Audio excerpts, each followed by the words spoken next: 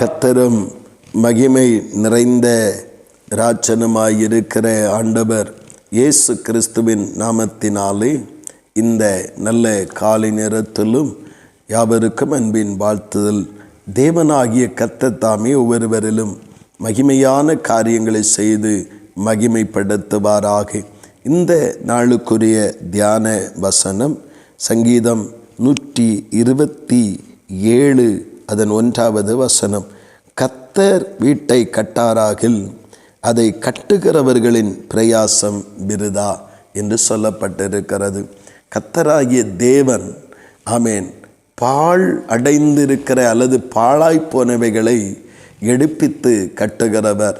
அது இஸ்ரவேல் கோத்திரத்தையாகிலும் தேவ ஜனங்களையாகிலும் தேவ ஜனங்களுக்குரிய உடைமைகளையாகிலும் ஆலயத்தையாகிலும் ஆமேன் அது தகர்ந்து போன இடத்திலிருந்து கர்த்தர் எடுப்பித்து கட்டுகிற தேவனாய் இருக்கிறார். ஒரு குடும்பத்தை கட்டுகிறார், தனி மனிதனுடைய வாழ்க்கையை கட்டுகிறார்.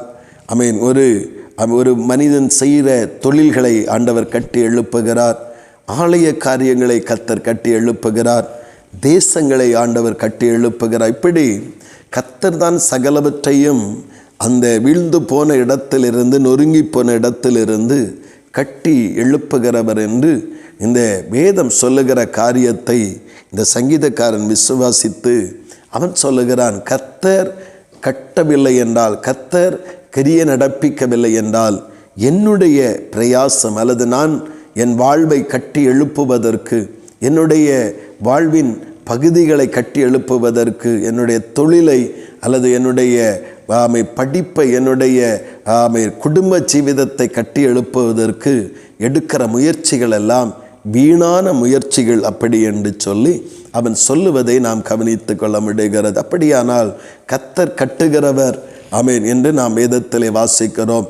ஆண்டவராகிய தேவன் கட்டி எழுப்புகிற எந்த நொறுங்கிப்போன நிலையிலிருந்தும் எப்படிப்பட்ட சூழ்நிலையிலிருந்தும் நம்மை கட்டி எழுப்புவதற்கும் நம்மை மறுபடியும் தேவனுடைய மகிமையால் நிரப்பப்பட்டவர்களாய் விளங்க பண்ணுவதற்கும் கர்த்தராகிய தேவன் மகிமை நிறைந்த ஆயத்தத்தோடு காத்து கொண்டிருக்கிறார்.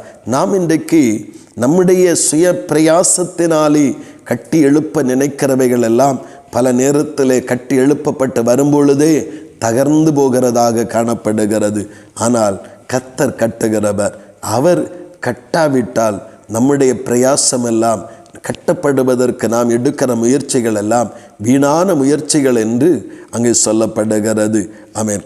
அப்படியானால் கட்டுவிக்கிற கர்த்தரிடத்தில் நம்முடைய வாழ்வையும் நாம் எந்தெந்த பகுதிகள், என்னென்ன விஷயங்கள் இன்னும் கட்டுவிக்கப்படணுமோ, எந்தெந்த விஷயங்கள் தகர்ந்து போய் கிடக்கிறதோ அவைகள் கட்டுவிக்கப்பட அதை கட்டுவிக்கிற கர்த்தரிடத்திலே நம்மையும் நமக்குரிய அந்த பிரச்சனைகளையும் நாம் ஒப்பு கொடுக்க வேண்டும்.